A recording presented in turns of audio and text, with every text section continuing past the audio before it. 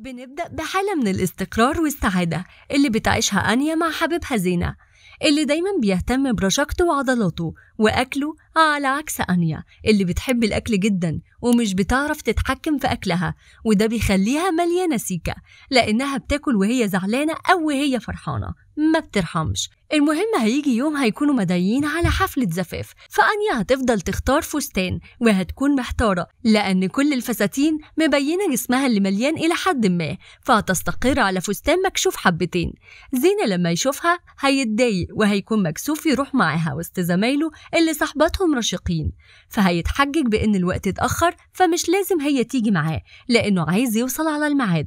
فأنيا هتصدقه، هتضرب لنا أنيا طقم البيجامة مع السناكس وهتقعد تتابع صور زينة مع أصحابه في الفرح، وفي قلب الصور هتلاقي صورة ليه مع واحدة. طبعا أنيا الدم هيجري في عروقها وهتلبس الفستان بسرعة وهتخلي صاحبتها ناتاشا توديها الفرح. لما توصل هتلاقي زينة بيرقص مع نفس البنت. لا بقى، ده انت زودتها يا زينة. هتدخل أنيا ترقص بينهم، هيجي وقت الأكل وده بقى الفقرة المفضلة عند أنيا، وهتحط كمية أكل كبيرة قوي أبو بلاش كتر منه، وده هيخلي زينة مكسوف ومستعر منها، فهيقول لها إنه في حاجة لازم يقولها لها وبيحضر ليها بقاله كتير، وهي إنهم لازم يسيبوا بعض، وإنها السبب لأن هي اتغيرت وشكلها اتغير، وإنه لما حبها ما كانتش كده.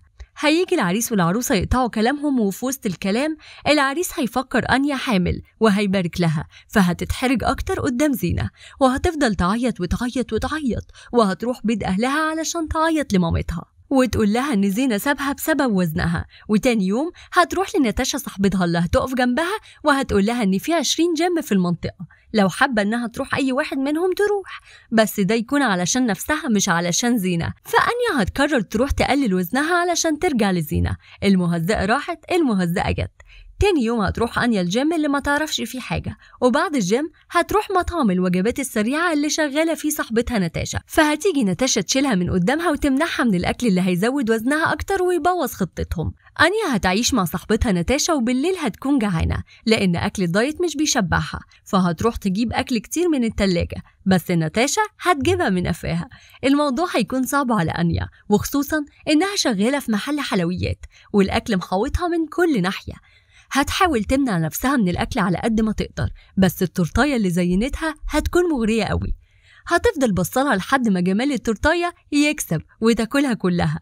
هتدور على مجموعة مساندة وهتروح تقعد معاهم، وهيكونوا كلهم ستات كبيرة، وهينضم ليهم واحد اسمه كوليا، وهيشاركوا بعض معاناتهم في الجيم لحد ما أنيا تستأذن وتمشي. فهيمشي كوليا وراها ويقول لها إنها البنت الوحيدة في المجموعة اللي صغيرة في السن، وإنه محتاج حد يشاركوا التمارين لأن ما عندوش أي صحاب. هيقعدوا على كافيه وهيقول لها إنهم لو اتمرنوا سوا يمكن يشجعوا بعض، فهتوافق. ولما تروح هتشوف الأكاونت بتاعه، وفعلا هتلاقيه ملوش أصحاب، وإن زمايله في الشغل كانوا عاملين فيديو يتريقوا عليه فيه. وتاني يوم وهي نايمة هتلاقي كوليا جالها بيتها علشان يتمرنوا سوا، وهتكون مكسوفة إنها تتمرن في الجيم اللي في الجنينة قدام اللي رايح واللي جاي كده، بس كوليا هيشجعها. هتبدأ أنيا تاكل خضروات وأكل صحي وتحارب كل المغريات اللي حواليها، ويبدأ وزنها يقل فعلا، وبتكون حاطة صورة زينة على موبايلها علشان يحمسها أكتر. هتروح أنيا تتدرب سباحة في المكان اللي زينة بيدرب فيه، وهتعمل نفسها إنها بتشبه عليه، وهتطلب تتدرب برايفت معاه، وهو هيبدأ يعجب بيها من تاني، بس صاحبته التانية هتيجي وتشغله عن أنيا، فهتحبط لأنها معرفتش تخليه يحبها تاني. هتروح البار وهتفضل ترقص وتسكر، فهيشوفها واحد وهيعجب بيها وهياخدها معاه. هتصحى تاني يوم تلاقي نفسها في بيت حد غريب، فهتتخض لما تسمع صوت حد جاي، وهيطلع كوليا وهيقول لها إنه جه على آخر لحظة وهي بتركب العربية مع حد غريب، فخدها منه بالعافية وجابها بيته ونيمها على سريره وهو نام بره. هيقول لها إن الحب من طرف واحد ما ينفعش، وإنها لازم تشوف الشخص اللي هيحبها زي ما هي، وهيقترح عليها تروح لوالدها اللي انفصل عنهم وهي صغيرة وتتكلم معاه شوية. هتعجبها الفكرة وهتروح تجيب رقمه من مامتها، بس مامتها مش هتوافق وهتقول لها إن باباها بيكرهها وسابهم زمان وما ينفعش تكلمه دلوقتي. بس هي هتصمم وهتستنى مامتها تخرج، وهتدور على رقم باباها في دفتر أرقام الموبايلات وهتكلمه، وهيقول لها إنه هيكون مبسوط لو شافها. هتاخد الجاكيت اللي كان باباها مغطيها بيه وهو ماشي، وهتروح لبيت ناتاشا تجمع شنطة هدومها علشان تروح تقعد يومين عند باباها، يمكن تخرج من حالة الاكتئاب اللي هي فيها. وكوليا هيوصلها وهيستمتعوا طول الطريق. لما توصل وتشوف باباها هتعرف إنه فعلا صعب في التعامل، وهيقابلها ببرود. بالليل هتدخل الساونا بالغلط، هيحصل حريق كان لا قدر الله أنيا هتروح فيه، بس باباها بقى فضل يلومها ومهتمش بإن بنته كانت هتموت. هتجري أنيا وهي بتعيط، وكوليا هيقول لباباها أنت حتى ما اطمنتش عليها، وهي اللي كانت جايلك علشان تطمنها بسبب الحالة اللي هي فيها، بس هي كانت غلطانة إنها فكرت فيك أصلا. هياخدها كوليا ويرجعوا بيت والدتها، وهيديها هدوم وتلبسها لأنها كانت ماشية بالفوطة أصلا، وهيقول لها إنه هيعدي عليها بعدين وهي هتشكره لأنه ساعدها كتير. وكوليا في الطريق هيشوف ناس بتبيع ورد، فهيقرر إنه يشتري ورد لأنيا ويرجع يعترف لها بحبه. بس هيسبقوا زينة وهيعتذر لأنيا على اللي حصل وإنه بيحبها، وهيرجعوا لبعض. هيوصل كوليا وهيشوف زينة عندها من الشباك، فهيرمي الورد اللي في إيده ويمشي. بس أنيا مش هتكون مرتاحة في علاقتها مع زينة زي زمان، وهتروح عند ناتاشا اللي هيكون عندها حفلة كبيرة والكل مبسوط، وهتحكي لها عن اللي حصل مع باباها.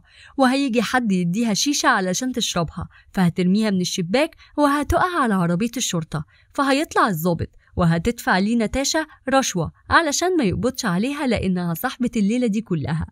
وبكده اليوم باظ، وأنيا هتكون متضايقة لأنها السبب.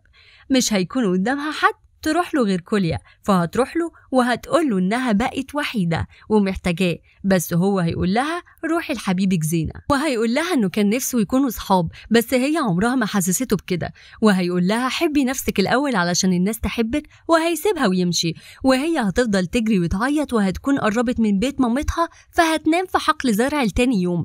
بس حظها هيكون مش أحسن حاجة لأن آلات الحظ هتشتغل في الحقل، بس لحسن الحظ بقى إن جوز مامتها هيكون من الناس اللي شغالين على الآلات، هينزل ينقذها على آخر لحظة، وهتبدأ تتكلم معاه وتحكي له تقريبا لأول مرة لأنها بتكرهه أصلا. فهيقول لها إنها لازم تحب نفسها وتصلح علاقتها بكل اللي حواليها علشان تصلح حياتها. فهتقرر إنها تبدأ بناتاشا، وهتروح ليها علشان تتأسف لها لأنها بوظت الحفلة بتاعتها، وهتفضل تتأسف لحد ما ناتاشا تسامحها، وهترجع تعيش مع مامتها وهتكون مبسوطة.